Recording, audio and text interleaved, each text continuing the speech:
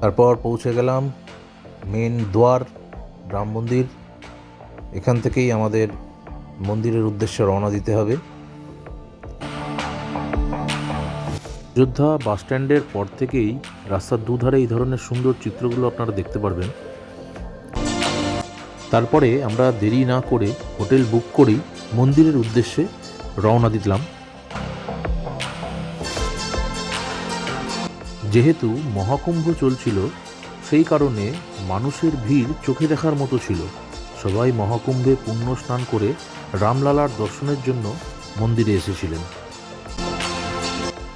সবথেকে গুরুত্বপূর্ণ একটি জিনিস যেটা সবারই জেনে রাখা দরকার, মন্দির প্রাঙ্গণে আপনারা যখন যাবেন তখন আপনাদের হোটেলে আপনাদের মোবাইল ফোন, ব্যাগ, জুতো সব হোটেলেই রেখে যাবেন, কারণ মন্দিরে কিন্তু এইসব জিনিস নিয়ে আলাদা করে আপনি ঢুকতে পারবেন না।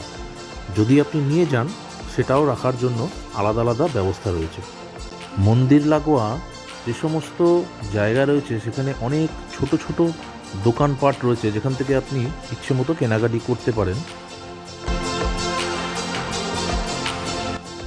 পুজো শেষ করে আমরাও বেরিয়ে পড়েছিলাম একটু ঘুরতে।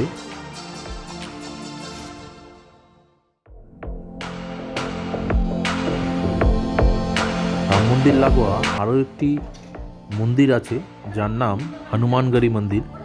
আপনারা চাইলে এই মন্দির থেকেও ঘুরে যেতে পারেন। তারপরে রাতের খাবারটা সেরে নিলাম এবং আমাদের প্লেটে ছিল 3টে রুটি, ডাল, বাঁধাকপির তরকারি আর ভাত।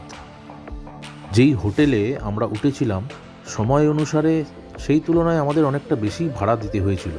আমরা দুপুর 1টা থেকে ভোর 4টে পর্যন্ত মোট 1300 টাকা ভাড়া দিয়েছিলাম। তারপর নির্ধারিত সময় অনুযায়ী আমরা হোটেলটি চেক আউট করি এবং রওনা দিই বাড়ির উদ্দেশ্যে।